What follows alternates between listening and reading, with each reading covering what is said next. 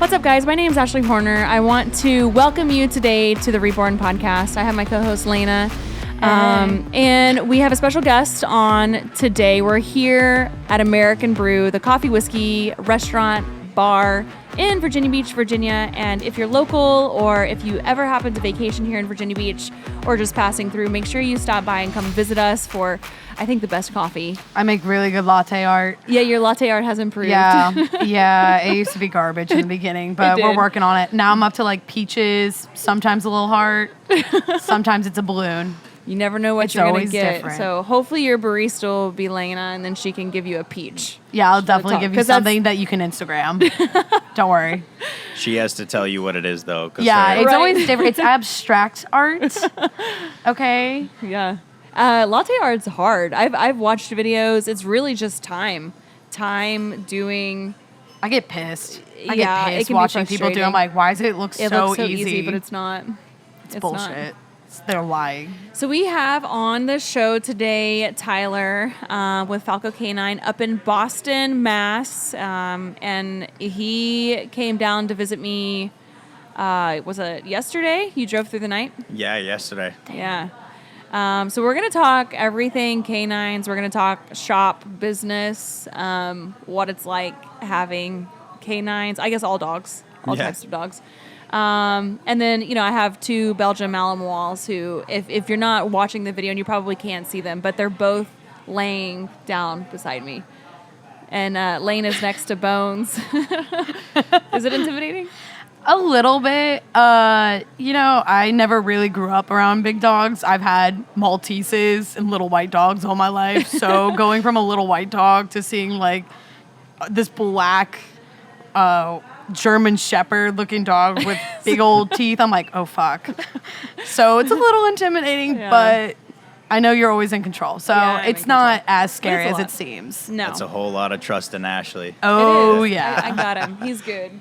I had a talk with Cadman before the show. I was like, look, you got to behave yourself. Yeah. So for the longest time, I thought his name was Cabinet, like a door. Cabinet. Because everyone's like, oh, Cadman, or oh, Bones. I'm like, who the fuck is that? And then Cabinet. someone was like, it's Cadman. I was like, not Cabinet. All right, that makes sense. Just call him Bones. Yeah, I'm like, Bones is way easier. Bones is easy. Yeah. Yeah, he has a couple different names. Bones. Yeah. His original name was Caches. Right. But because I have a son, my middle son, his name is Cash, so I had to pick a different name whenever Cadman got integrated into my life. And so it had to be, I feel like now because he's so smart, I could have picked any name, but I was encouraged to pick a name that was like a Ka. And then so I picked Cadman, which means warrior in Czech. Yeah. Oh, I didn't know that. Yeah. He's originally named after the Man in Black. Yeah, Johnny He's all Cash. black. Yep. Johnny Cash. Johnny Cash. All right, so it is customary for us to always take a shot before we do our podcast. And today's whiskey, it's the Breckenridge bourbon whiskey. It's the blend. So this one's straight from the Rocky Mountains, which is pretty cool. So here you go. Oh, God. And then what are we going to toast to? Tyler gets to pick what our toast is today. I'm not toasting to Boston or the Red Sox. Oh, so man. Man, oh man. I hope you're not a fan. Are you a White Sox fan? No, I'm a Yankees fan. Oh. All right. Well, let's just toast to Tom Brady. Hell no. No. How's that Buccaneers That's like career not looking even out? relevant. We'll He toast is to irrelevant. Raven being home. Yeah, after. Raven Yes, on yeah. graduating. Raven is back here in the craziness. So, yeah, let's just toast to Raven. To Raven. Raven. All right, everybody watch her face as she takes this shot. All right, That's just a really cool. good one. Yeah. What? That was really easy. Yep. I'm glad no one can see my face. Like, I don't really think, though, that whiskey should be taken as a shot. I mean, you can. We've been doing it. My eyes are watering. You can shoot whiskey, but it's Yeah. more like, once you develop a palate for whiskey, I think that, I don't know, it's better to be sipped on and enjoyed. I'm working on Absolutely. it. So I want to kind of talk about first, you have never met Tyler. No, this is the first time. And I don't even know if you know the story of like how I even came about with Cadman. No, I haven't. Yeah. So Tyler is the owner of Falco K9 up in Boston. It's a dog kenneling, training. You do all kinds of stuff. But Tyler was Cadman's original handler. was. He and his first. I was, yeah. So I had a 500 square foot apartment in South Boston, and I made the decision to start Falco K9. I knew I primarily wanted to sell protection dogs, and so I actually bought Cadman, who is a biological brother of my female Nala. Yeah. And so I had started this company and bought him and started training him for a personal protection dog. Do you only do Malinois? That's right. Primarily Malinois. Primarily, okay. Yeah, German Shepherds are just so loud. They whine. Are they? Oh, it's ear piercing. And then Dutch Shepherds, in my opinion, have a screw loose, so I just stuck with the Malinois. It's what I know. I just stick to what I'm comfortable with. How long ago was this? Like, when did you start? Because Cadman's going to be 4. Yeah, So he's going to be 4 this November, so it's probably when you started. September 16th, 2016. Yeah. We just hit our 4-year anniversary. Yeah, yesterday we ironically. said, and then you happened to be here Yeah, delivering me it was Raven. really cool. Yeah. But then, I guess, how did you get into the canine realm? So I started off as a master at arms in the Navy, and for those of you that don't know, it's like security forces of the Navy. And when I was in my A school, which was like a force protection anti-terrorism school, they had offered who wants to go K9. And I raised my hand, and I think like 8 other people raised their hands as well. But I knew I wanted it so bad. Why did you want it?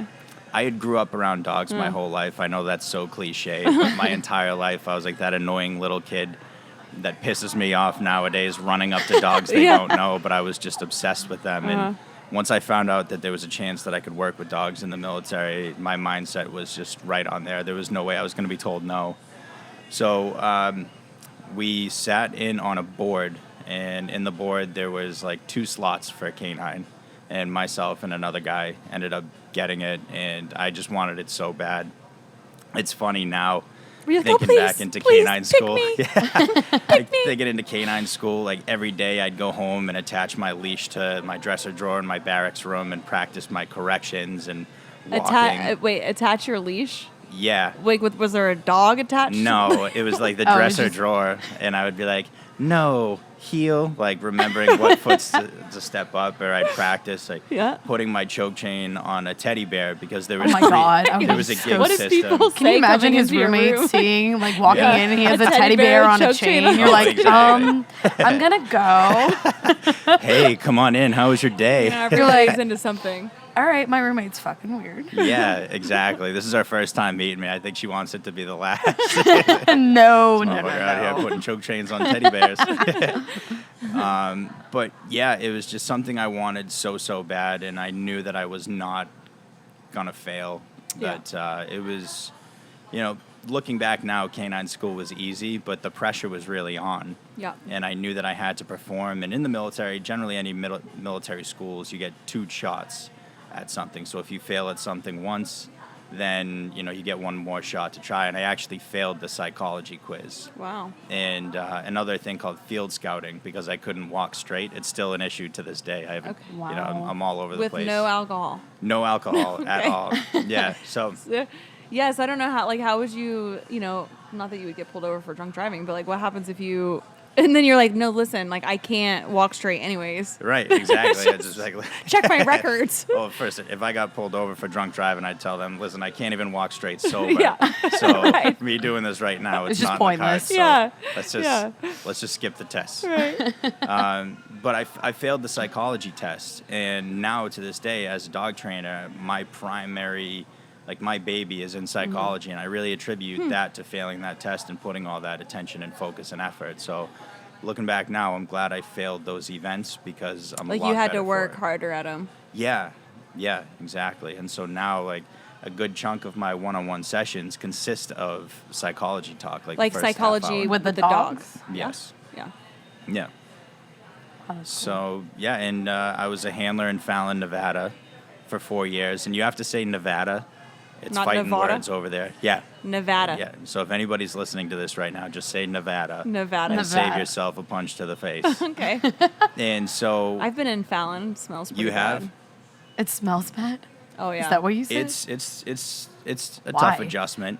There's another town close to Fallon. What is that? A small town. Fernley. No. Why does it smell so bad? Fresno. That's not right. I think No, that's in Fresno, Cali. California. Yeah. Yeah. There's Reno, Sparks, Fernley, Fallon. Fallon's big claim to fame is right outside that movie Joyride with Paul Walker. I know Why you are haven't you seen using it. all these yeah, movie yeah, quotes now? There's a That was movie a good Joyride. movie. They filmed like the first scene where he's at a payphone, and that's their claim to Really? fame there. Ah. So That's a good movie. every new person that shows up, we're like, "Do you want to watch Joyride?" Oh my Well, God. no, I haven't seen that movie. You have to put so- on your Yeah. Netflix my list.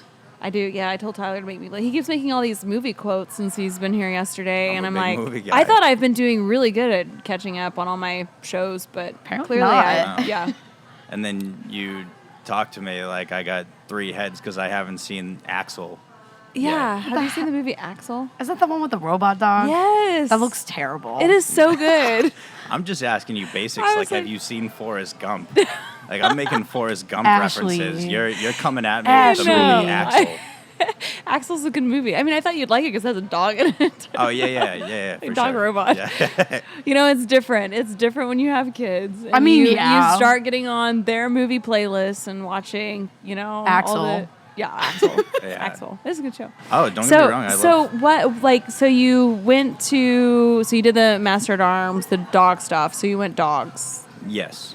And then you got out of the military? Well, Or so did I you retire? reported to Fallon. Oh, okay. And that's primarily where I was the entire enlistment.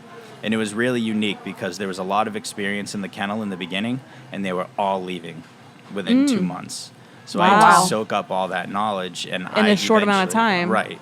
And I eventually became like the senior enlisted guy with only like a year on in the kennel. Is that quick for the military just to move up like that?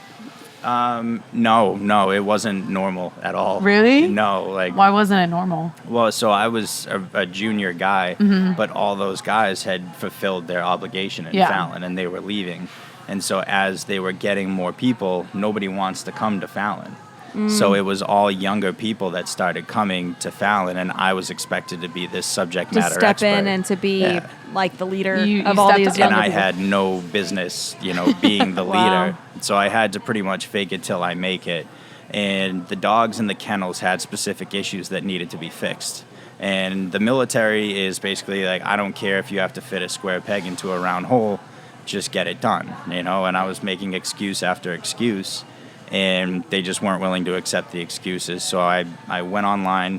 I ordered all these DVDs from like Stu Hilliard back in the 1980s and watched how to decoy. And I traveled the whole West Coast and met up with all these trainers.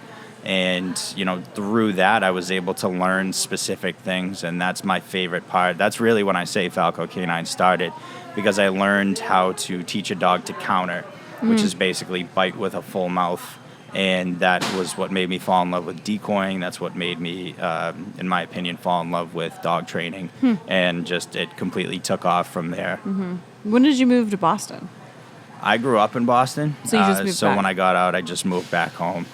And my first apartment, I was in South Boston. And that's when you had And- Cassius, which yes. is Cadman now. Yes, I had my female Nala, and then Cash was born. Yeah. And I got him, and there was actually no dogs allowed Oh, God. in there. So How did my you landlord, how did you do that? everyone was cool. I was above old school Southie family, so it's basically just let us do our shit, and then Yeah. Yeah. we won't talk about Yeah. yours. Just mind your business. Exactly. You Mind your saw fucking nothing. business. Yeah. And my landlord had come to fix a bulb and just saw the door bending. Like 2 dogs basically trying to get a hold of him. So I still have the text message from him to this day. Like, what does your lease say? How many dogs are in your apartment? And I said, like, listen, I'll move out. He's like, I don't Wow. want you out. I want the dogs gone. And I was able to just work it out with him. Oh my That's gosh. Yeah. Good. Yeah, so it was. And it you don't was a live there tough anymore? time. No, I don't live there anymore Yeah. now. But Goodness. I didn't get my security deposit back either. We'll just put it that way. Yeah. Yikes. Well, Cash was some of the stories that I've heard of Cadman, that I didn't know about Cadman, or some of his like childhood stories. I guess that you feel like that you're hearing about like your kid. I mean, Yeah. they're- He was a little pain in tyrant. the ass little puppy. I'll put it that way. Yeah. Yeah. So that was basically the start of Falco K9. I was doing board and train, so I would board people's dogs. I had 3 crates in my kitchen, and I made my bedroom my office, and I had a mattress on my living room floor, and that's Oh just my basically God. how So you I lived basically for a few years. started from nothing. Yeah. But you knew, like, I feel like it sounds like that you knew from, I mean, this was like obviously when you were a child, like that this is what you wanted to do. Yeah. And, you know, I think that, you know, they use the analogy like a starving artist. I feel like whenever you're passionate about something, it doesn't matter about the income that you have, because like the grind, like you're sleeping Yeah. on a mattress on your floor, like you didn't care, like you were doing what you loved. Right. Ultimately, like it doesn't matter that you were in a 500 square foot apartment. It doesn't matter that you started your kennel on board and Falco K9 started there as you were like boarding, you know, dogs in a tiny space. And I think that it's easy to look at how far that you've came and everything that you have done with your career and like with K9s, or even like individuals like me. Like you don't see the struggle and you don't Right. see all of the nitty gritty and the hard times like in between. But I guess like when did you, because it wasn't until this, so I had a stalker who flew into Virginia Beach. Yep. I remember you were telling me this Yeah, story. who tried to find me. I had an incident with an old rapper Coolio, at a bar in Las Vegas. Yeah. it was You met bad. Coolio? I did, yes. Holy sure did. shit. I sure did, yeah. And I couldn't, it was in that moment, there were people around me who knew me. I was uncomfortable. I was there with like one of my sponsors, like a company that I Yeah. represented. He was also playing in a concert that night. And so there was this fine line of like, I didn't want to be disrespectful. Yeah. I respected him as an artist, but he clearly didn't respect me and like the boundaries that I was trying to set, like don't touch me, Yeah. get off of me, stop touching me. And it took a person that, and this is how I got connected with the dog Yes. world. This is how I got connected with, you know, this is why I have Cadman now. It took somebody from like, you know, there was like a line of people kind of like around Coolio, just like watching this go down, which also like blew my mind. Like I was trying to be cordial and I had a Yeah. girlfriend with me to be like, even she was like, you know, just stop touching her, like get off of her. And people were watching this and it was like, I don't know if they just kind of thought it was I think funny. they're scared. I don't know. I feel like a lot of people are intimidated by like powerful people or like famous people. Well, it was They're almost like, I don't want to. I don't know if they saw You guys like are obviously giving Coolio way too much credit right now. You Yeah. first called him an artist, and now you're saying he's a powerful person. Yeah. I was the only powerful person sitting Yeah. there right there at that bar. Thanks for that one song, bro. Yeah, I know. Yeah. But it took somebody from seeing how uncomfortable I was. Oh, I'm glad they stood up it for was you. actually, yeah, it was actually, I think it was like his girlfriend who I didn't even know, but was like, hey, Ashley, come here. I got to tell you something. Oh my come here. God, he has some Pulled my fucking arm nerve. from the bar and I was able to get out of that situation. I was able to get away from like everybody just staring, whatever was going on like with Coolio. And Those I was are the able best type of women out there. I You know, know, they like yeah. see someone uncomfortable. Right, and they were like, they're not I see it. bystanders. Yeah, and you know, but you know, people. I wasn't drinking because I had to get Yeah. up for an early flight, but we were in, and you know, people were drinking. Like it was probably just kind of like everybody's having a good time. Like this is like crazy. Like Coolio's on Ashley. Like get Coolio all off, you know. And that's when somebody slipped me a card, and they said, call this company. Protection K9s. I That didn't was know the that. first. Yeah, that was the first I had ever heard of K9s being used as like protection. Yeah. And so, I mean, it took like 6 months or so, I think, until I was introduced to Cadman and Cadman was integrated into my life. And before that, though, like I didn't know anything about. Is it a process to get a security dog or a guard dog? It just takes a long time. I mean, you could Yeah. probably talk more about this, but Yeah. you know, Yeah. there has to be some sort of like matchmaking. There, I yeah, think, there or does. like- I mean, like when people usually contact me, they think that like they're interviewing me, but I'm really interviewing them. Right. Because it's such a liability. We're talking about like a living, breathing animal. You know, if you go to the gun store and get a gun, you know that it has a lock, it has a safety, it's not really going to misfire. Yeah. But with a dog, there's so much room for error. So you have to really make sure that that dog and that person are going to align right. Mm-hmm. And I personally don't import. What does that mean? Like buy them from overseas and bring them here at a certain age. I take them as puppies and I mold them. And it's for reasons just like you said, you had a stalker or you had a bad incident with a celebrity.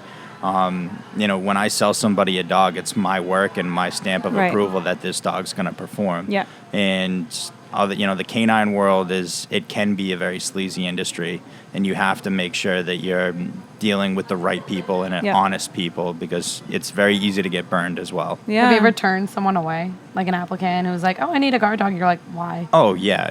I turn more people away than I accept, and it's not like I'm acting cocky. Like it's not a cocky thing. It's more just that specialty can attract some real bad people, psychopaths too. And not everyone has good intentions. Exactly. We've known each other now, Tyler, for I think a year and a half. Yeah.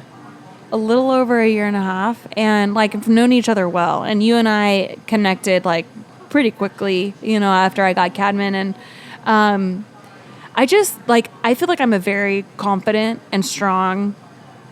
You are human. You are.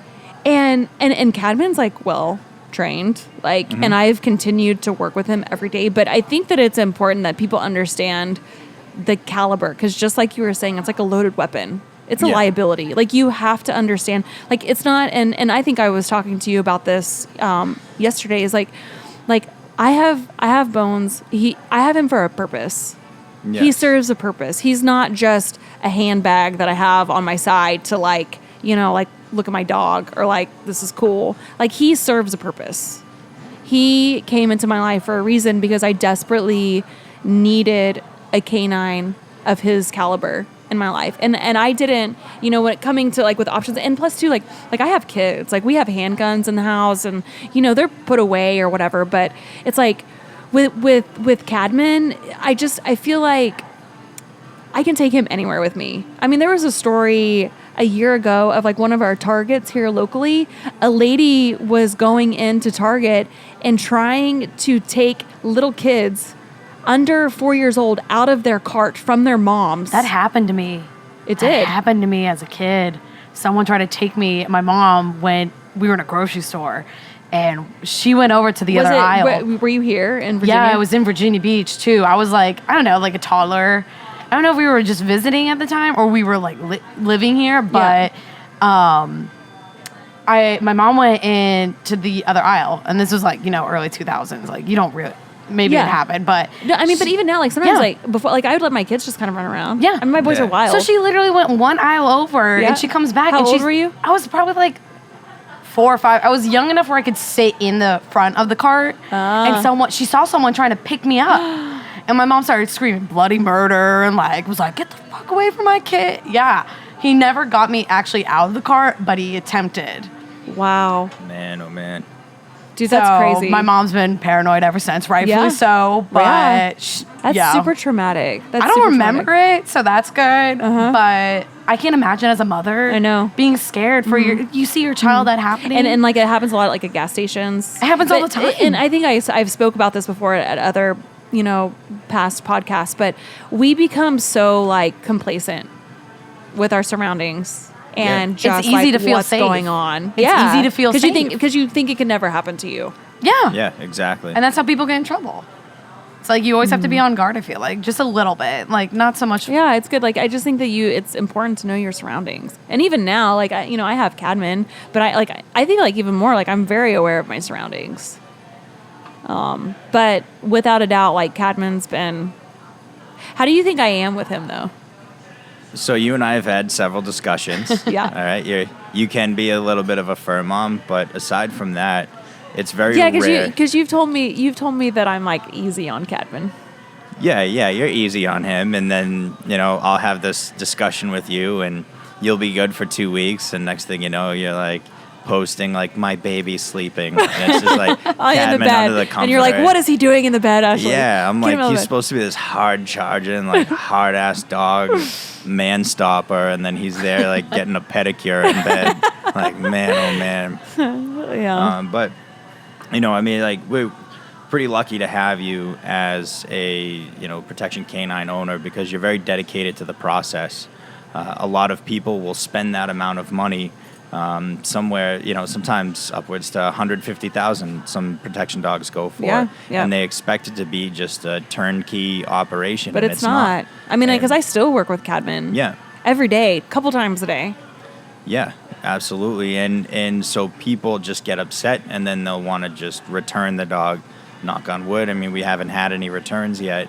But it's something that it's just a part of the industry. Yeah. People will have unrealistic expectations. Mm-hmm. Maybe the dog, pees on the couch or something like that, and they'll, turn the dog away. And it's a lot of money for a personal protection canine. And I totally understand that train of thought, but Right. you have to train the handlers. And Yeah. so my process when I turn a dog over is I'll spend as much time with you over the process of that puppy's life. So when you get this dog, you're already familiar with all these concepts and training principles, and we just check back in. I mean, a lot of the dogs that I've sold come back all the time for sustainment training. I mean, luckily they've been local. One's in Texas, but I mean, he's coming back this summer, Yeah. and we're going to work together. So I'm very, very I'm very, very adamant about the handler basically having the knowledge of a trainer. That way these issues can get fixed. And you're always working with me. Yes. I mean, I'm always, but I'm open to like, I think that it's important that I continue to learn, and that I'm continued to be like okay with being critiqued. And, I feel like that, like, I want to be a good handler for Cadman. Yeah.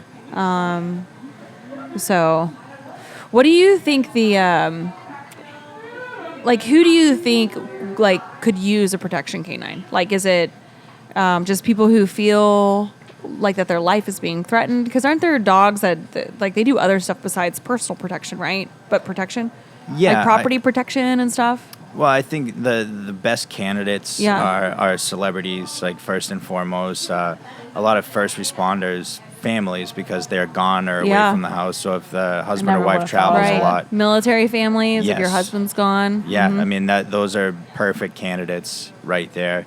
Unfortunately, just because of the prices on some of them, Yeah. some of the first responder families can't afford, an $80,000 dog. Which I'm Right. not saying they all go for that high, Right. But sometimes they go the route of just buying a puppy and going to a trainer Yeah. and trying to get that dog to be a personal protection canine. But one of the biggest common misconceptions is that if I buy a German Shepherd, if I buy a Belgian Malinois, Dutch Shepherd, whatever, that dog is going to work. And that's not necessarily the case. That's why I'm so specific about the puppies that I select, because Yeah. they're genetically possess the potential to bite a person. And I always use the example of, you can take me to a boxing gym and I can hit the mitts, I can hit the bag, I can look like a stud, right? And then I'm sitting at a diner, or I'm sitting at the American Brew, and some guy I don't know just slaps the shit out of me. Right. And I just look at him with a dumbfounded face. Yeah. I'm like, why did you just do that?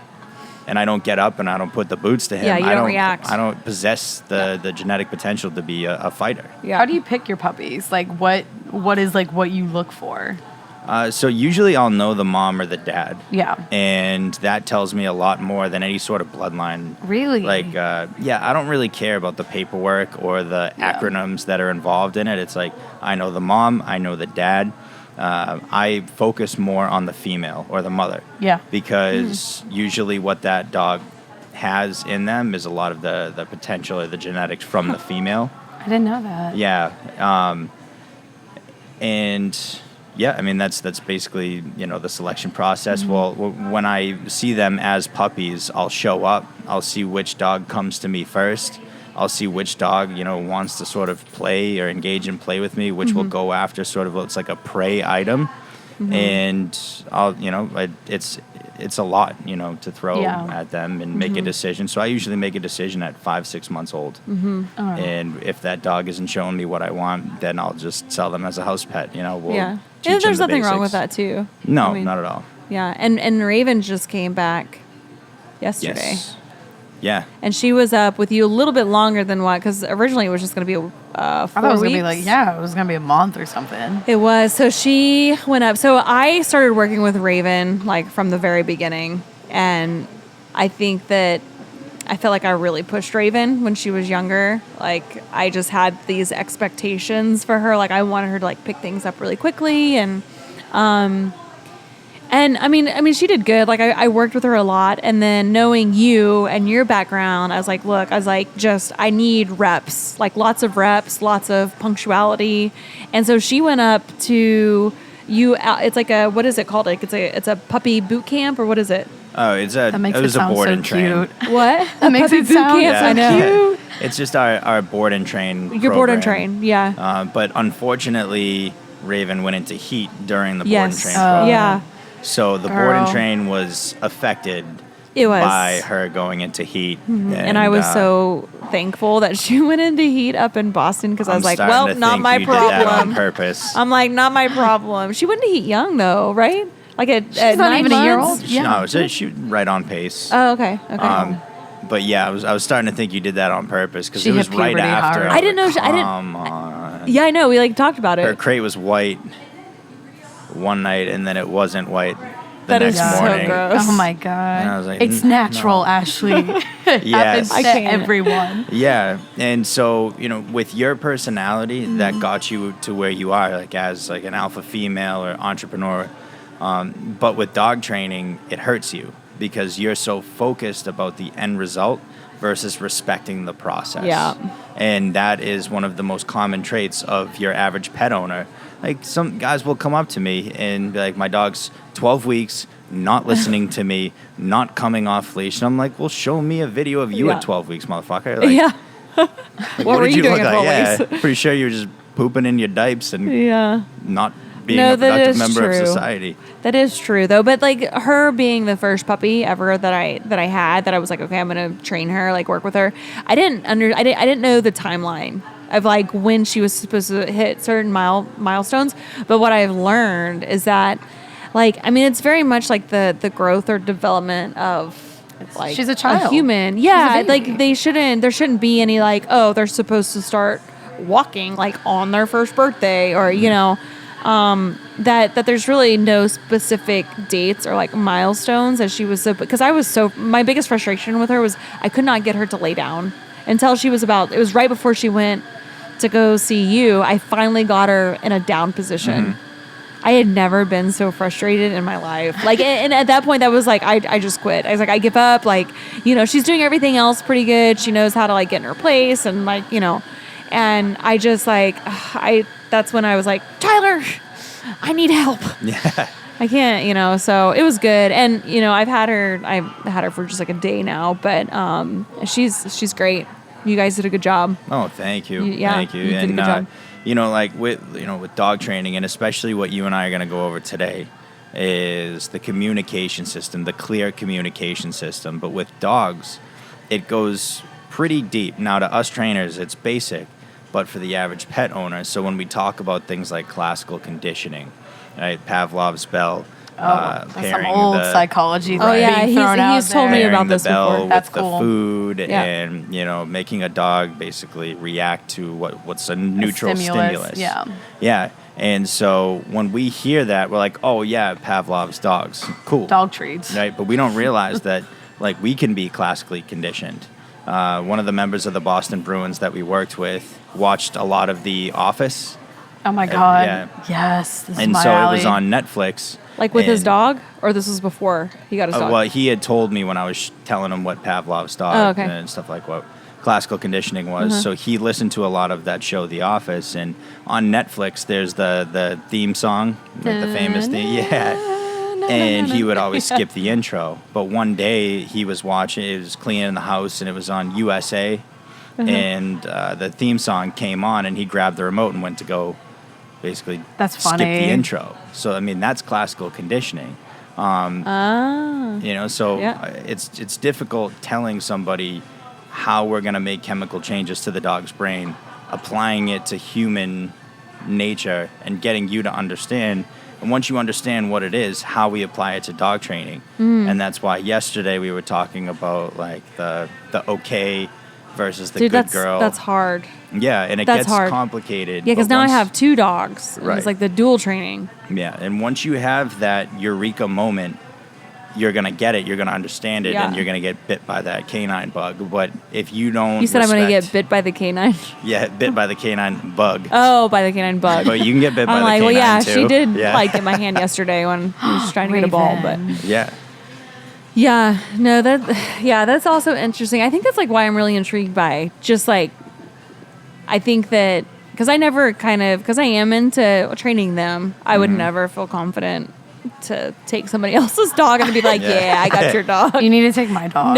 No, but I love learning with my canines that I have and teaching myself. And I think that it's definitely kind of like a challenge for me to understand, like, how does a dog think and like the mental capacity or like the mental things that a dog goes through to get it to do like what you want it to do. So, I mean, they're just and you know, Mals are crazy smart. Yeah, and I mean, Mals are, it's almost like cheating for trainers. Right? Why? Because they're so smart? So it- easy. You know, like dogs are dogs. Their communications like is the exact same, but Mals have like a Ferrari engine versus, you know, some Yeah. dogs My you know, dog. have the, Yeah. 12 and the Volkswagen. gets scared by his reflection. You have a dog? Oh, I have a dog. What's your He's dog? the love of my life. Aw. His name's Petey. He's 14. What kind of dog is it? He's a Maltese poodle. Oh, And the day he goes, I'm going with him. And like we're going back. We're going down together. and he's 14. He's 14. and you've had him ever since. Oh my God. I think I was like, oh God, how old am I?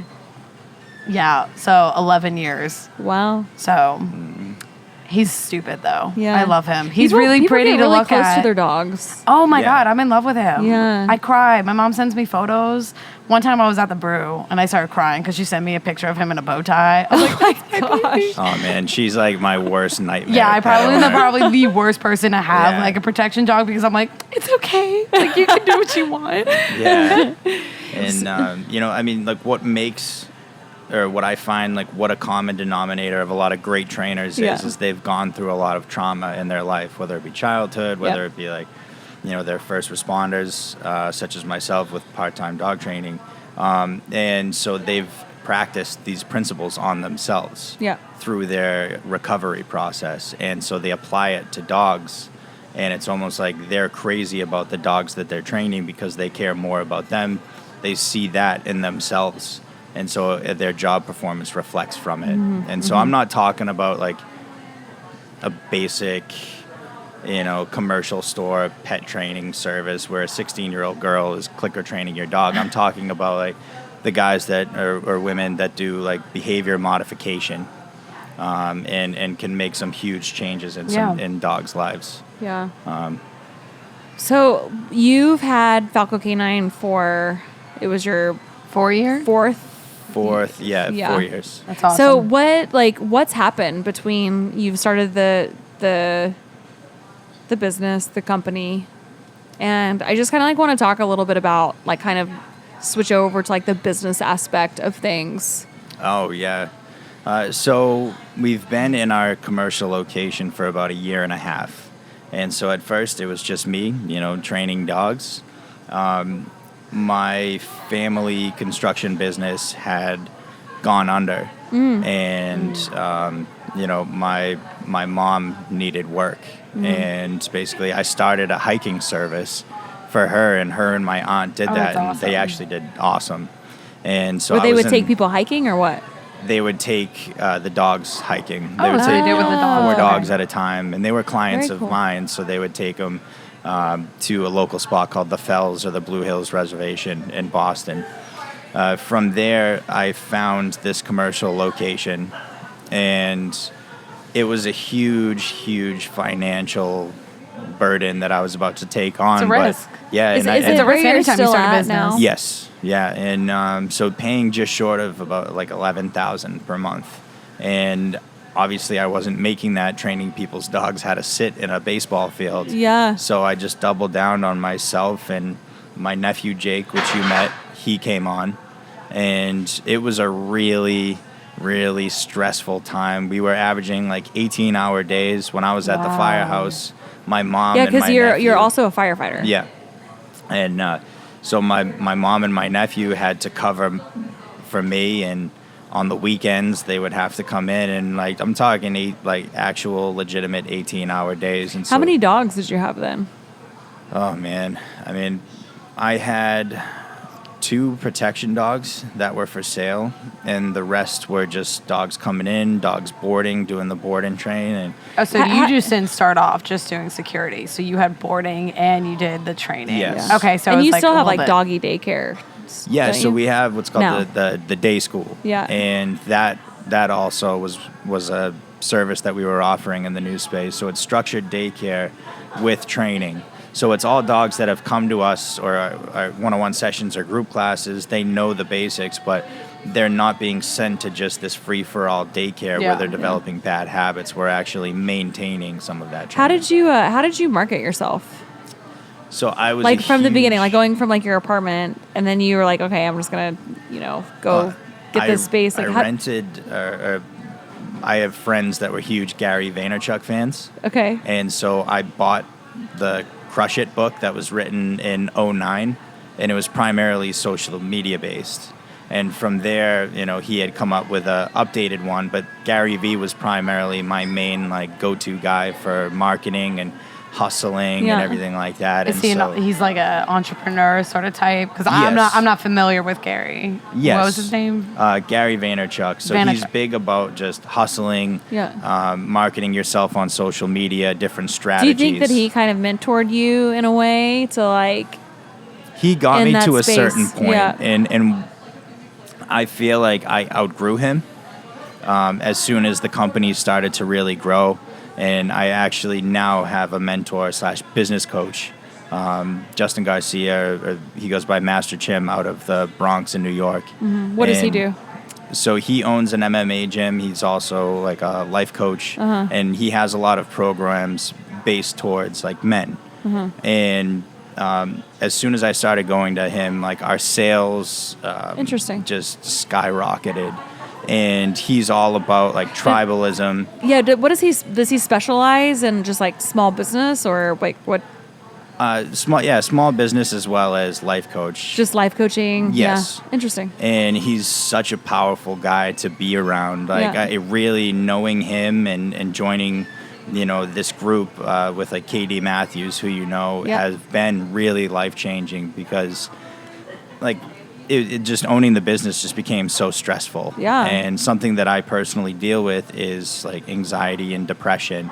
And as that burden continued to grow, it became physically affecting me, Right. and it was crippling. Well, there was something that you said earlier about like the dogs don't care if it's the day of Jesus. Right. So, Like you owning- do, you literally have when you're caring for dogs, live animals. Like they don't know that it's Saturday or Sunday or that you should have a day off. yeah, Or, like they don't have a day. There's no day offs. yeah, and you- that's actually in our employee handbook. Dogs don't give a fuck if it's Jesus' birthday. Like, Yeah, you there you have go. to work. And so what happens is, I spent so much time in what we call like the technician role. Yeah. Right. And I was doing the day-to-day one-on-one sessions, daycare, like all this stuff, and working 18-hour days that I wasn't being an entrepreneur. I wasn't being Yeah. a business owner. You Yeah. felt And- overwhelmed. a Yeah, little bit yeah, here and there? extremely overwhelmed, Yeah, and it's understandable. And I just tried to cope with it in probably the worst way possible. I knew I wasn't supposed to be doing, but I was drinking a lot, and it only just got worse and worse until I got to a point where I wasn't able to swallow Oh my anymore God. because the anxiety had overridden me. And as a first responder, going to calls and somebody's having a panic attack, you're like, just breathe. Yeah. And you're like slightly annoyed that you're there because you're like, come on, just breathe. And then I started struggling with it. And I was like, holy shit, this is a real problem. Yeah, and so like, I'm a stability lot state more almost. empathetic. And so through going to these Master Chim courses, and I have meetings with him every week, it's not therapy, right? Like, it's not sitting on a couch. It's actually making changes. Making progress. Yeah, and learning rituals. So I was subconsciously, working out, developing new rituals, and then falling back into my old ways. Did you think it was hard to start? Absolutely. Just like helping yourself? Because I feel like not a lot of people are like, oh yeah, I got better, I got clean. But no one wants to talk about like that beginning where it's like, okay, you finally just hit a point where you're like, all right, I have to. Like, Yeah. And then you get through it. It's a muscle that you need to train, Yeah. just like anything else. So I had gone to a workshop with him and KD.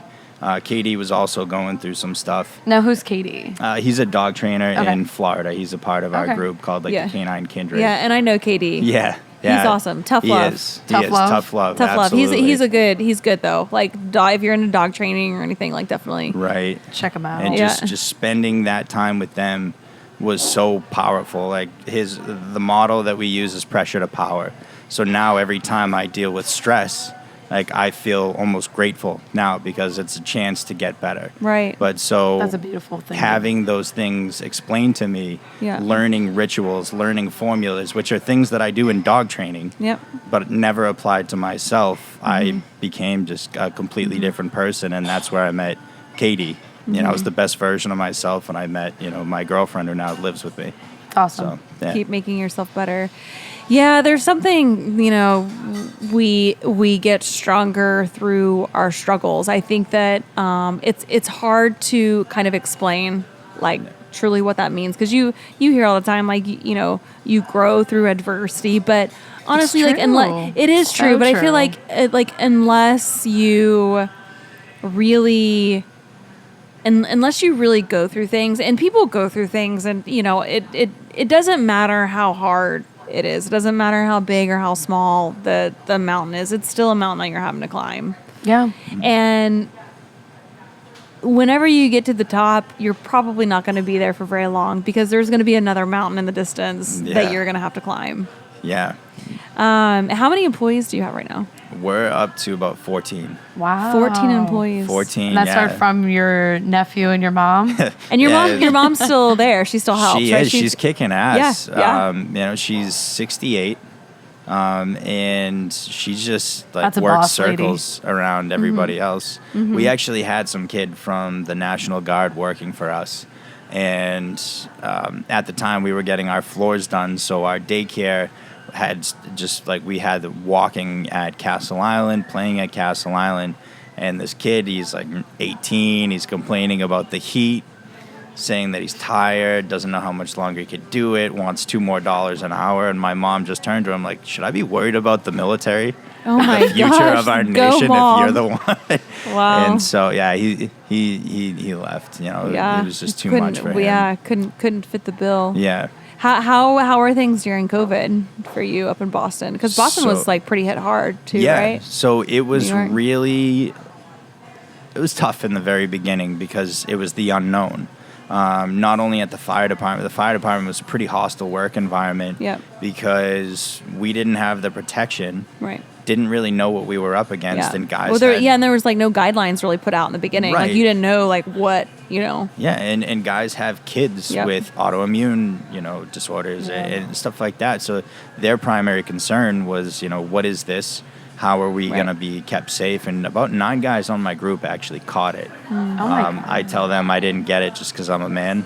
Oh my And I'm way tougher than them. But so it was this mass cancellation of sessions, and I just saw the emails coming through. cancel. And that was when I really relied on that K9 Kindred group with Master Chim and Right. KD, and he gave us like the synopsis. Are you doing virtual training still? You were a little bit. No, I did wasn't a your little thing? bit of it. You're very limited Yeah. in what you can do. Yeah, No. I agree. Yeah, and so not so much. Okay. That was something that was on the docket. Right, For what I was remember gonna you start talking to me doing. about that you were going to start trying to do virtual, or you were looking into it, I think, at the time. Yeah, Virtual training. And I basically, it was that fight or flight. Yeah. I can lay everybody off and shut down, or I can focus on us and make specific changes and stay in the pocket and deal with it. Yeah. And that's what we did. And so I have an employee, Luke, who is absolutely hilarious. And he used to work for a news station doing their editing. And so he came up with that Wolf of Wall Street video and like input all our heads on it, and Oh it's my that God.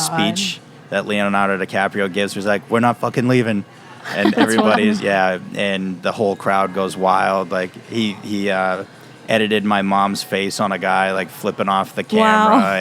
and it's just so not my mom. The video is amazing, but we try to keep posted like that. morale up. Yeah, we posted that in a sense of like we're staying. We're still staying here. Yeah, you know, I closed our doors for probably like 3 days. Did you come? Were you hired? So Were you I was hired mid-COVID. Okay, I was so hired this is the mid-COVID. crazy thing is like during COVID, and I literally worked my ass off to keep the doors open. Like it didn't matter. I knew we were going to lose money. I knew the business was going to lose money. I didn't know how long COVID was going to last. I just knew like we had a solid team. I didn't want to lose my team, but We're lucky. We have the window. we what? We have the window too. Yeah, and we which have the definitely, I'm window. sure helped. the walk-up window.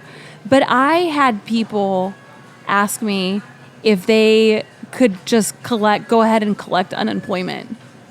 It's amazing, isn't it? Dude, I was like, and here I am, like I literally just grind all day long. And these people, and the thing that honestly like that drove me crazy is because there were people out there with kids, with families who legitimately got laid off, and they have to support their family, and they have to collect unemployment. And here we are, I'm literally busting my ass. My team that's here, my management, we are busting our asses to keep our doors open. And they're like, you know what? I think I would rather collect unemployment than work. And needless to say, like those people aren't Is here that true? anymore. They are the ones that asked for unemployment. That they're not here anymore. So Right. but I just like the work ethic. I think that people like they don't know what it's like to like I don't want to say, and it's not everybody. It's not everybody, but I just feel like that people just want like a handout. It's They easy. want Yeah. a handout, a People hand love up. easy. They do. They love easy. When things get hard, when things get uncomfortable, like people will tap out. They're like, nah, fam, this isn't for me. Like I just like where's the exit sign? Where's like the easiest road I can take? Mm-hmm. I had people and- tell me I was crazy to get a job during COVID. Why? Because like Just 'cause of, because like, they the- said, oh, why don't you just collect unemployment? And I was like, I don't want to do that. Right. I was like, I don't feel the need Yeah. that I personally do not need it. I'm in a situation where, I was Yeah. living with my parents at the time. And Yeah. not to say like I didn't have anything better to do, but I didn't want to just sit Yeah. at home all day. Right. Like I don't know how people can do I think that Yeah. would honestly collect a check. like it was a scary time, and I think Mm-hmm. that would have, a lot of people's mental health. It's been challenged because Yeah. of COVID, and Well, I'm glad that you came here because you've been I'm glad I a came huge too. asset to our Thank team. you. I appreciate that. Yeah, you've been I love awesome. being here. I love coffee. I tweak out every day.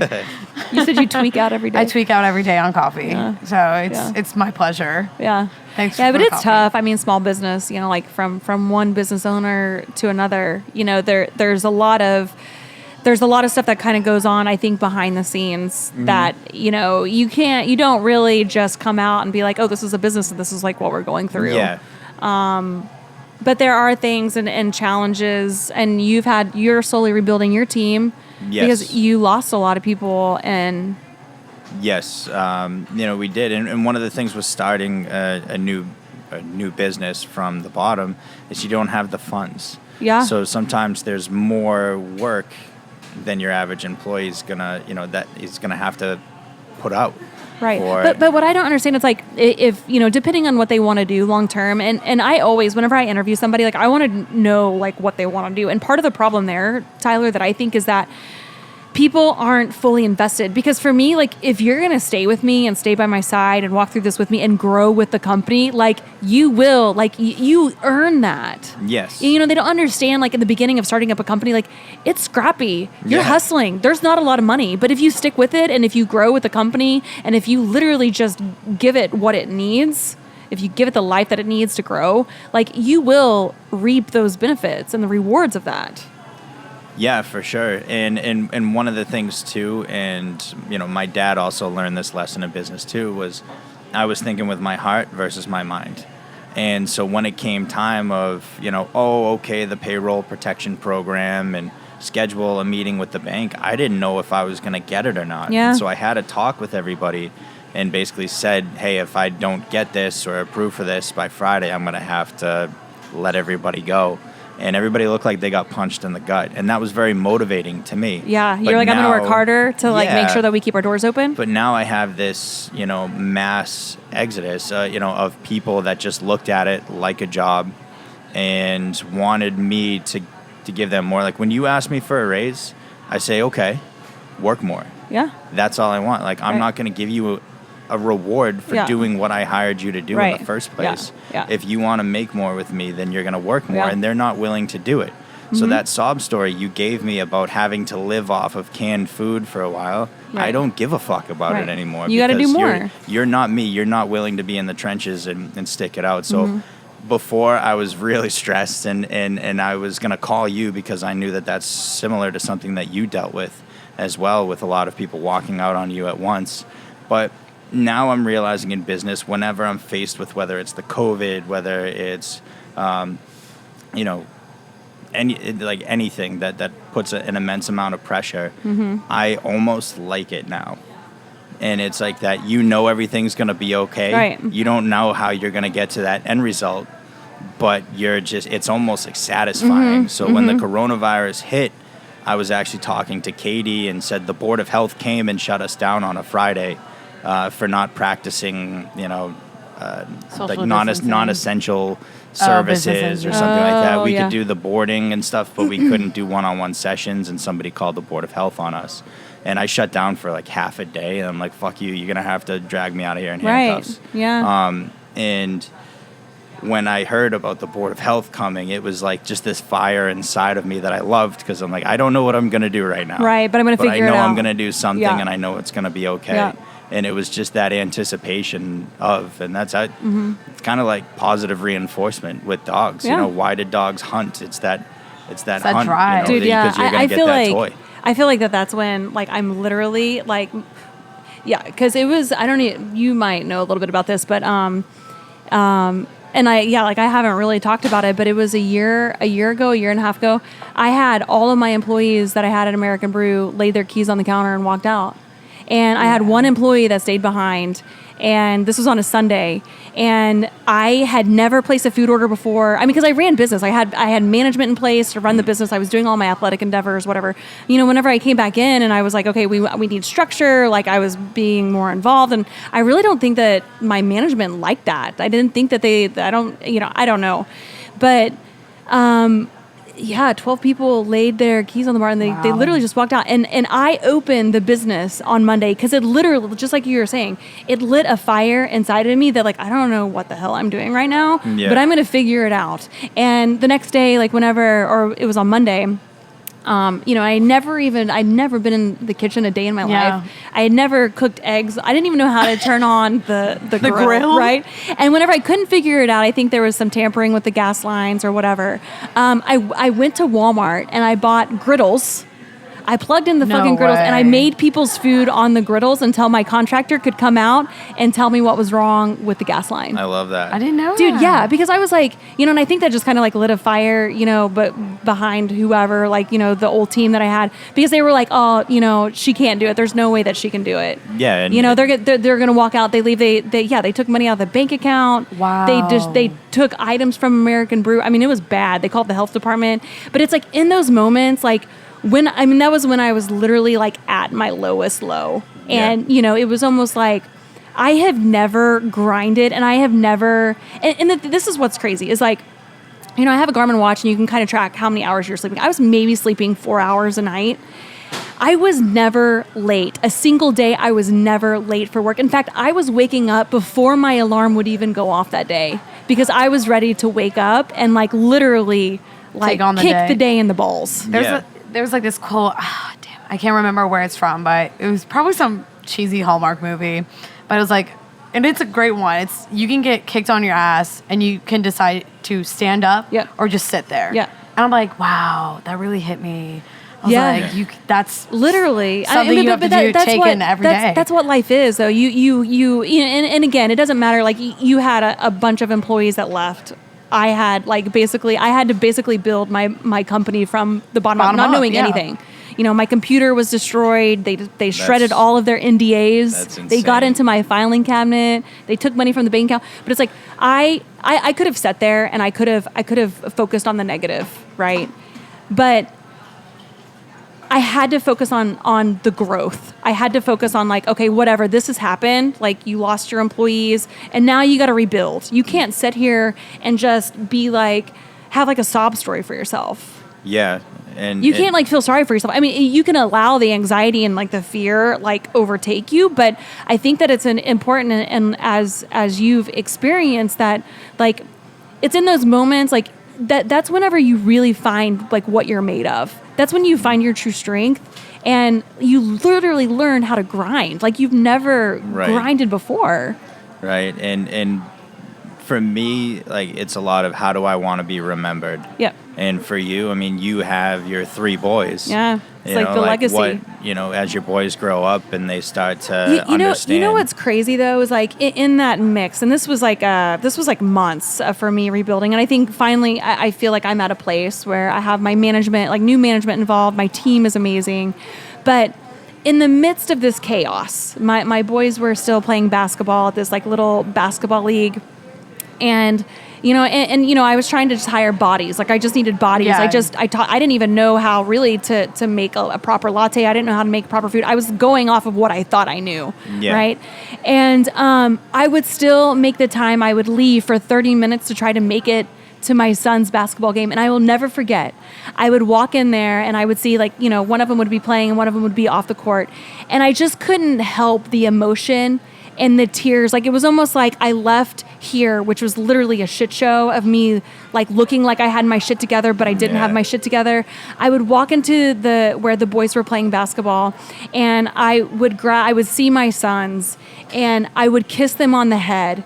And behind my sunglasses, I would just start bawling because I knew what I was going through here. The hardships that I was facing here, in the restaurant, like it was for them.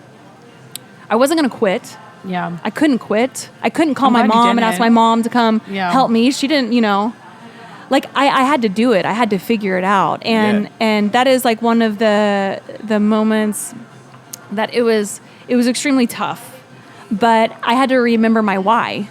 I had to remember my purpose and like why would I even why not just shut it down? Yeah. That's hard to not let your struggles affect others too. Yeah. That's like it takes a strong person. You're like, you know what? I'm not going to let this affect my boys. I'm not going to let this affect my boy's life. You did what you had to do. You were a tough mom. You like hustled out. And then at the end of the day, you're still their mom. There were times after the kitchen would close or like we would close the brew, I would sit on the kitchen floor and I would just cry. Oh my God. Yeah. Oh my God. And then, but if my staff was here and like as I was rebuilding the staff, as their leader and coming in like as, wanting to be a positive leader and a strong boss and like, this is what we need. And people would come on and they didn't really know like the situation of like what was going on. I would have to remove myself and I'd have to come upstairs to the bathroom and I would cry. And I would get my shit together and I would go back down and be like, all right, this is what we're going to do today. Like, okay, great. They called the health department on me now. This is what we're going to do to fix this problem. Yeah. It's just, just stuff. But you end up pulling through. And I'm so glad that I went through all of that. Right. And I think now it sounds like that you have a hell of a team that you're rebuilding. Yes. I'm so happy with the team that I have right now. We all get along so well. And because it's all for a reason. Right. And there's not one person there that won't stay longer hours or come in earlier. And, they don't ask for anything in return. They just want to maintain the culture that we have at the kennel. And I'm so lucky. But it's funny that you had, well, not funny, but that you had just sort of mentioned about, you and your boys was my dad and myself. We became a lot closer because I was able to understand the struggles that he was going through when his construction company got shut down. Yeah. Because he woke up every morning at 3:30 religiously, was home at 6 p.m. And if I was in trouble, like I was like, oh shit, Dad's gonna come home and like he's a little, grumpy. And he's the nicest guy in the world. He's the funniest dude in the world. But when you work that many hours, you know how that goes. Yeah. And so I was able to really put myself in my dad's shoes and understand what he was going through and, call him as a support system. he's out of that hole now. And so now I can call him. Should've called me, too. Yeah.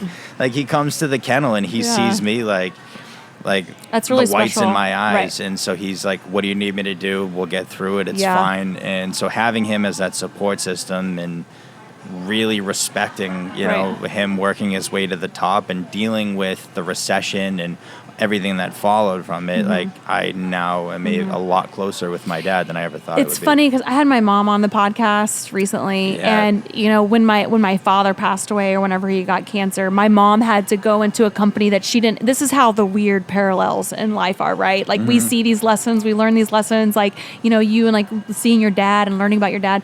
My mom had to walk into my dad's business, and it was literally a shit show. She didn't know what to do, but she did it. She did it single-handedly. Yeah. She got my brother helped her, but she grew, she fixed that business from the ground up. Because my dad died almost like so quickly, like he didn't have a time to like organize things. Like it just happened so fast. And the whole time, whenever, the fallout happened and like, just straight up just shitty people.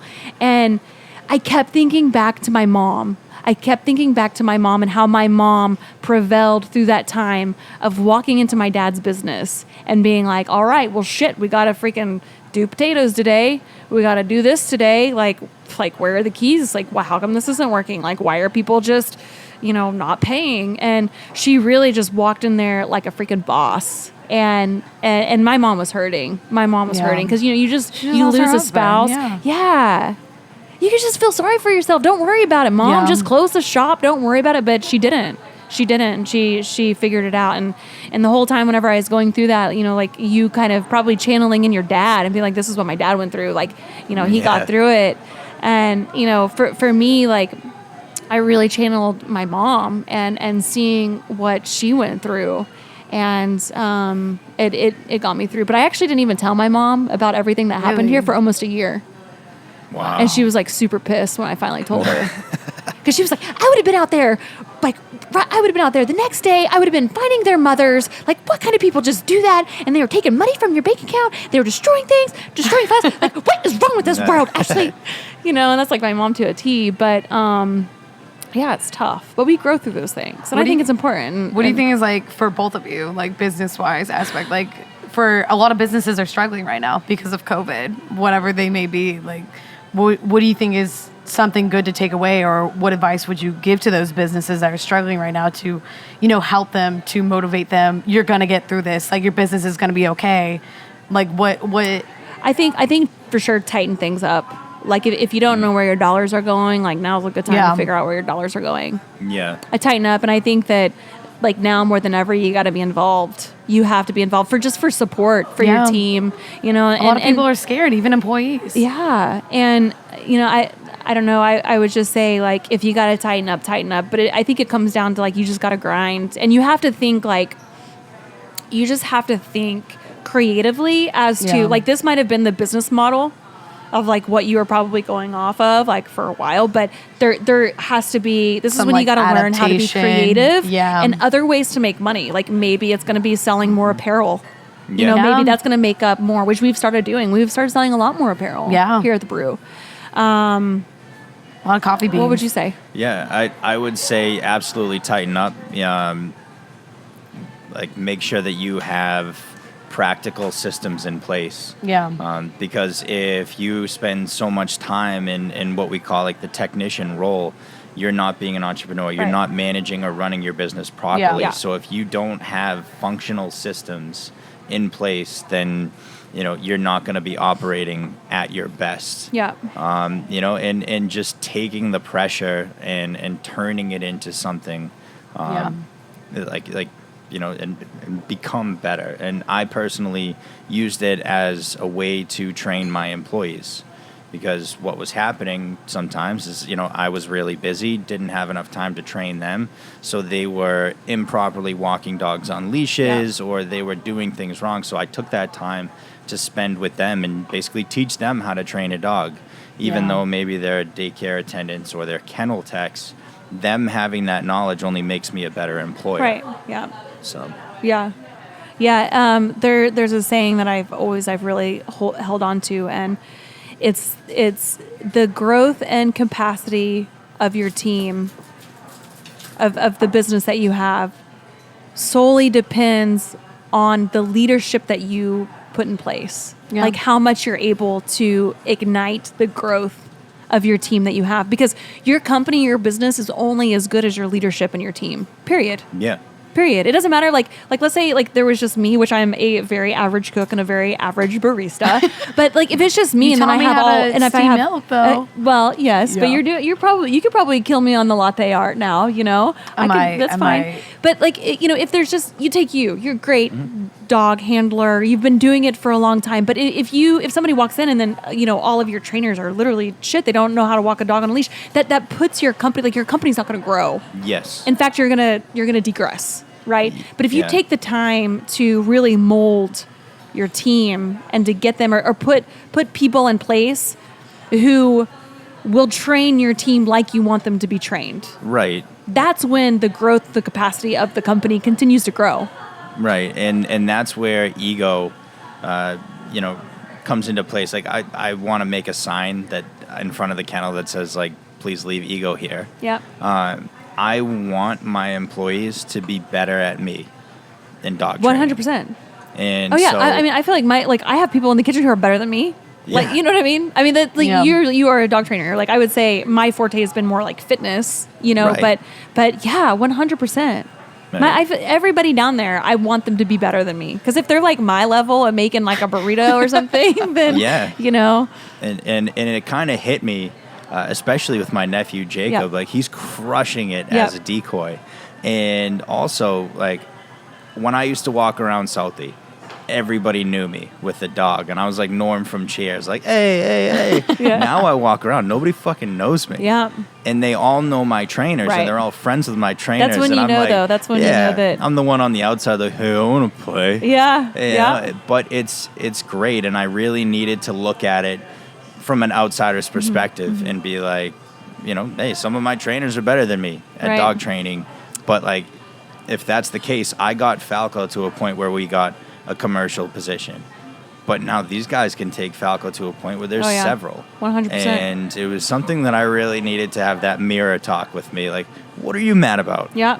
Is that a possibility in the future? A little expansion of Falco? That is the 100% goal, and That's and I awesome. think that myself and Ashley are very similar in a sense where, like if I achieve something, I Yeah. give myself 24 hours to Right. be happy. And then about you're it. like, what's the next big Yes, thing? exactly. That's What's awesome. the You next wanna- big thing? what's And the if next I'm big not thing? under some sort of pressure, Uh-huh. I'm not growing, and I continuously need to do it. And just whether it's people, whether it's incidents, whether it's your own personal growth, that takes you to that next level. And I was just reminded recently, I had a good friend of mine, Pat Beauregard, pass That's away right. of Sorry to hear that. stage 4 colorectal cancer. And every time you talk to him, you would think he was having the absolute best day of his entire life. And I never understood it. And I didn't really know until, did you ever hear of the Caring Bridge? No. It's basically a digital diary for people going through cancer treatments. So people aren't calling them like, hey, what's going on? What's the update? And I saw all this stuff that Pat was going through. He was on a chest tube this week, and I was trying that's why I didn't hear from him.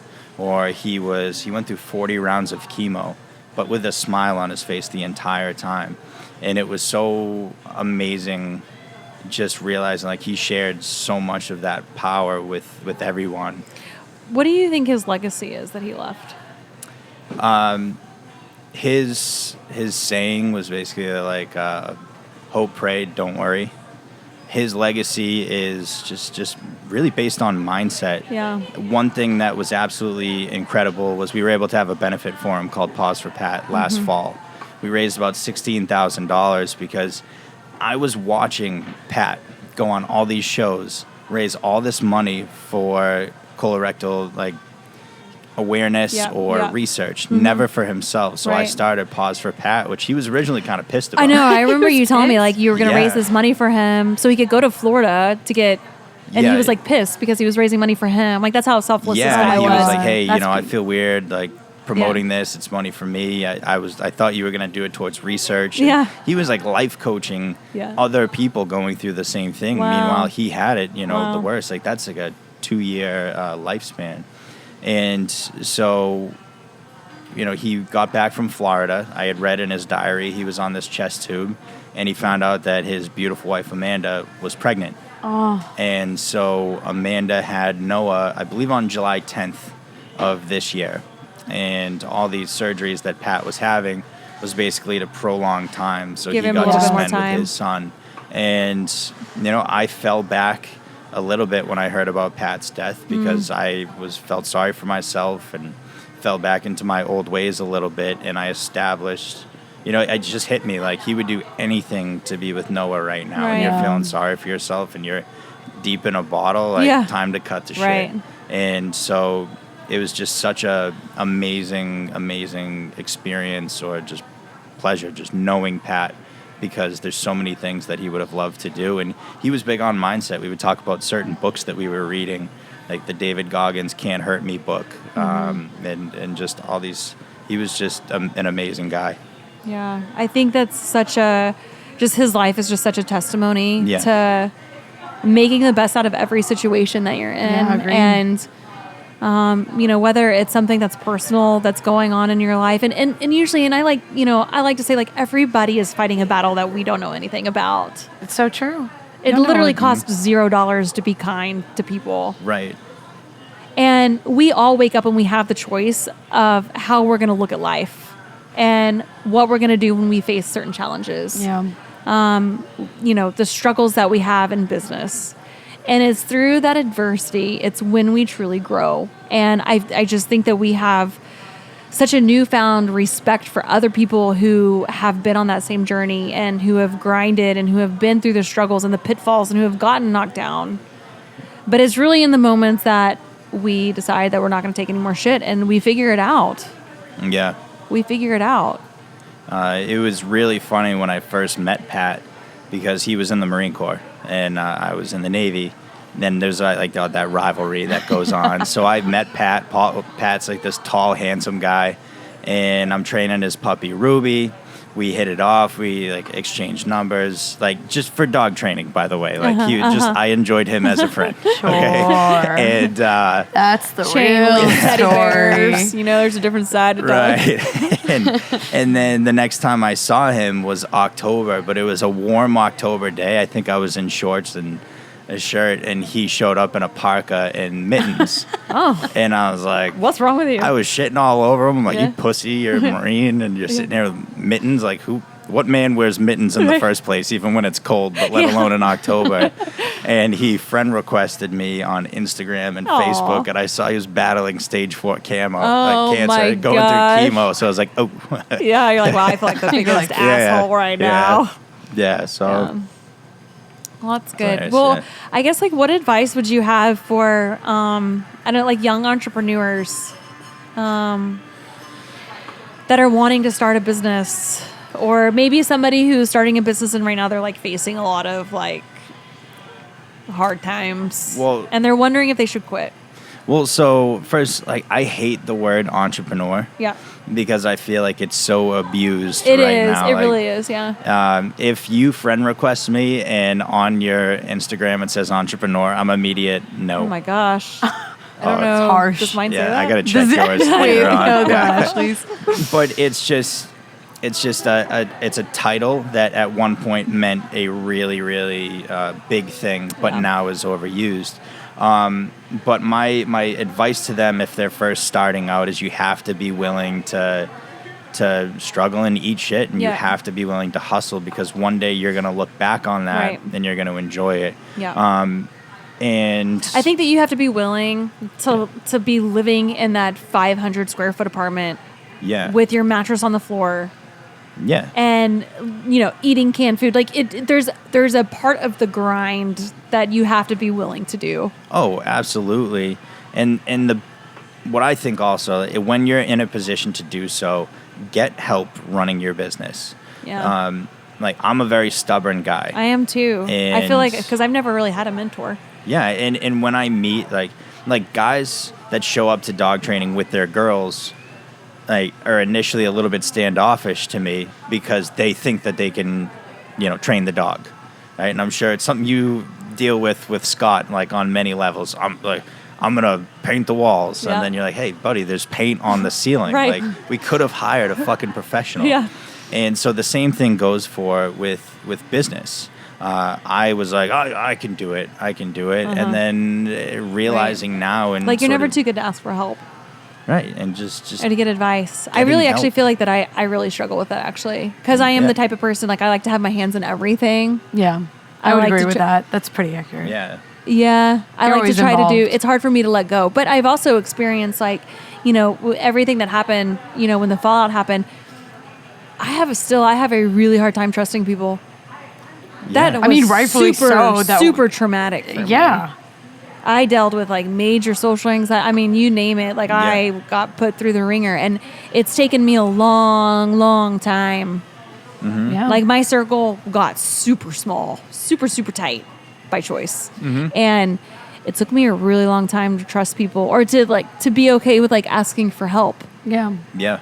Because, It's hard the asking team for that I help. had in place, like, I did trust them. I was close with them. I thought, they were running shop, taking care of business, and then, it was like the rug was pulled out from underneath me. It takes a long time, I think. Like, I think that's probably where I struggle with now. Yeah. Is, like, asking for help. There was Master Chim had made me read a book called The E-Myths Revisited by Michael Garber. Mm-hmm. And I listened to the audiobook. Like, when I say I read, I listen. Mm-hmm. It was amazing because it's this coach, Michael Garber, helping this woman that runs a bakery.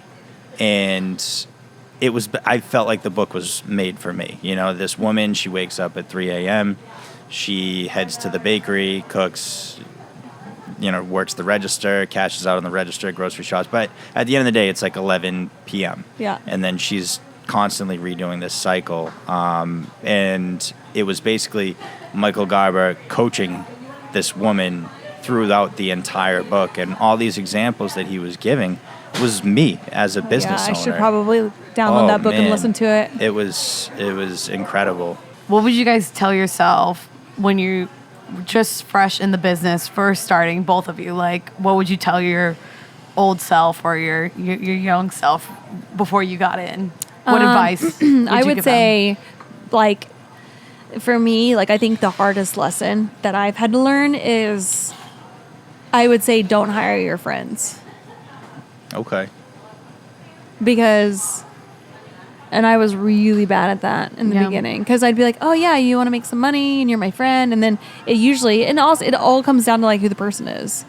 But it's tough. And then when business has to be business, like, you have to kind of push your friendship out the door, because business has got to be business. And I think, like, separating the two, business and friendship, can be hard. It can be hard. There's people that can do it, for sure. I've had friends that I can, do business with or whatever, and we're friends, and then we're business when it's business.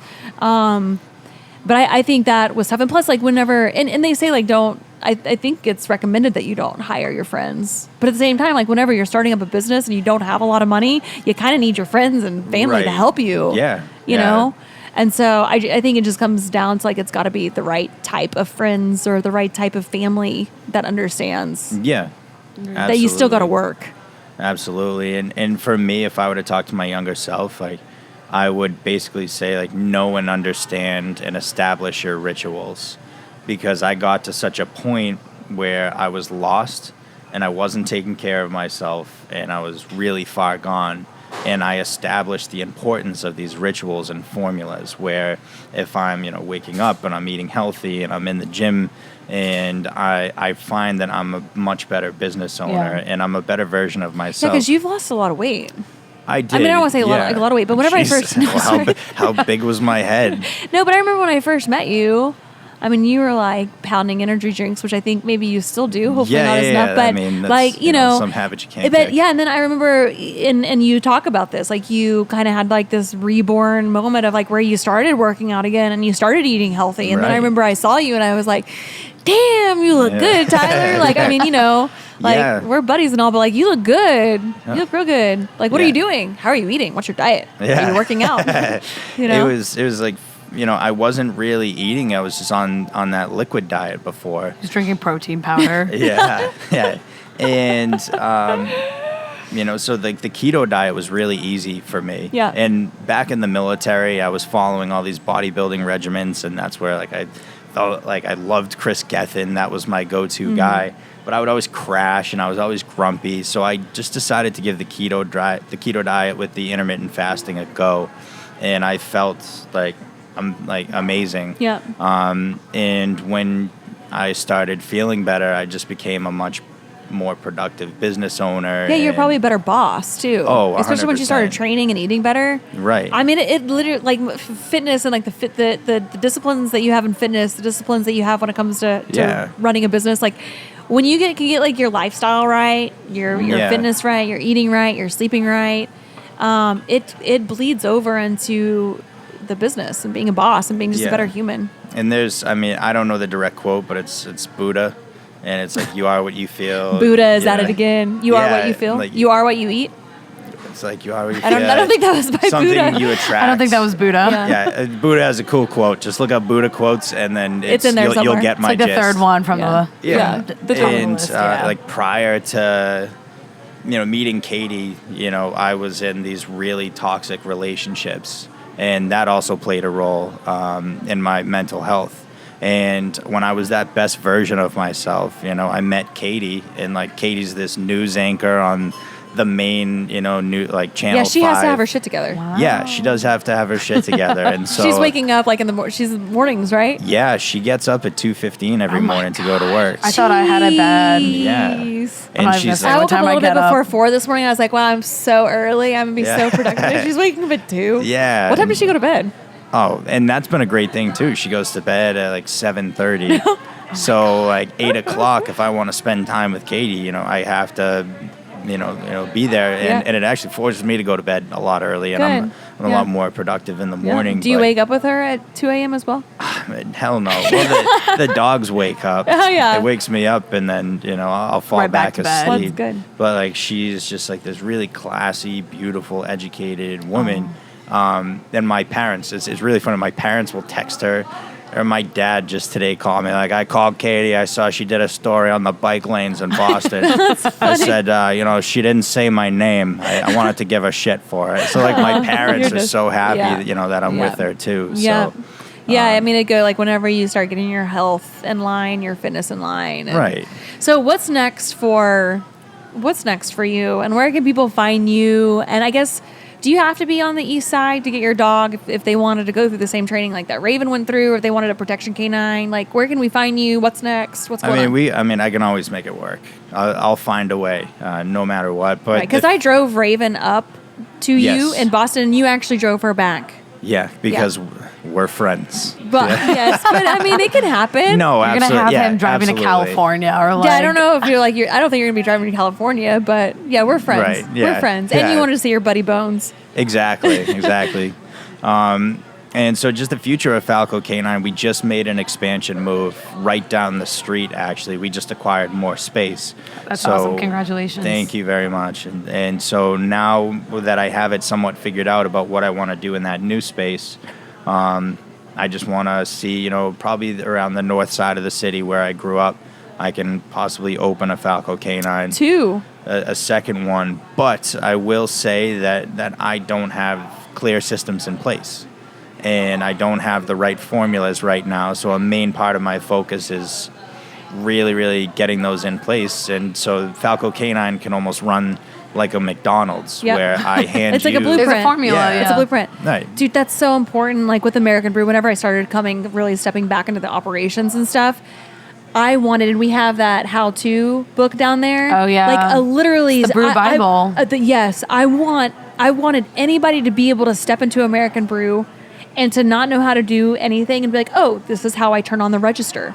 This is the steps. 1, 2, 3. Like, it takes a lot of time, and it didn't just. I mean, we're adding stuff to that, but like putting the systems in place and putting like the blueprints of Falco K9 in place, because once you have that and you have your systems down, like you can just imprint anywhere.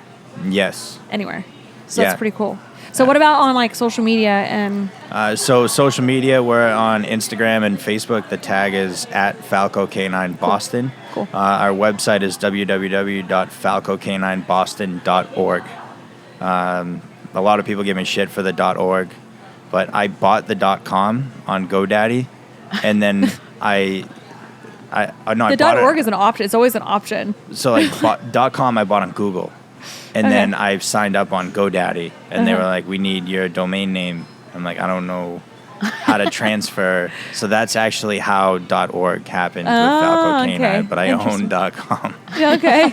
Yeah, so Young business I learned to lad. love it. Oh, every mistake in business that you could make, I've made. That's good. Yeah. That's good. That's good.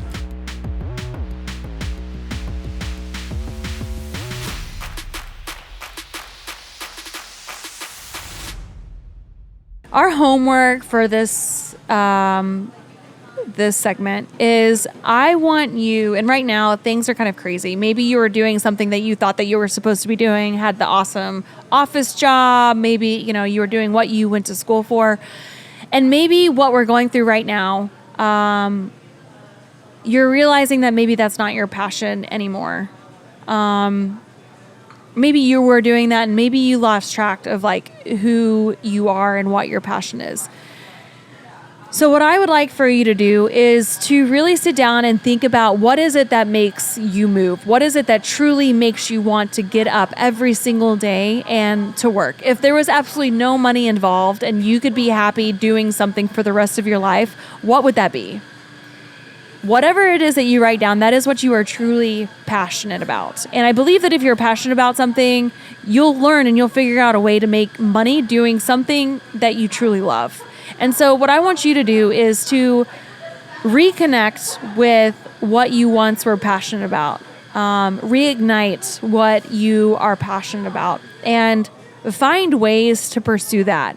Maybe it's not right now in this present moment, but maybe it can happen in the next 5 years. And write out the plan, write it down, make it known, tell your friends. Like, I think that's one of the biggest, I don't know, like whenever you write it down, you make a You have to a visualize goal. it. Yeah, it's a visualization. And then it's like letting people know like this is ultimately like what I want to do. They can hold you in accountable. life. And you hold the yourself accountability. accountable. Yeah. So do that. Let me know what it is. Thank you guys so much for joining us today. We talked dogs. We talked business. We talked, what else did we talk about? Passions. Yeah. And just get out there and keep grinding. Keep grinding. My name is Ashley Horner. Thank you for joining me so much on today's Reborn podcast. Make sure you download, subscribe, tell your friends, tell your family, and we will catch you next time. Out.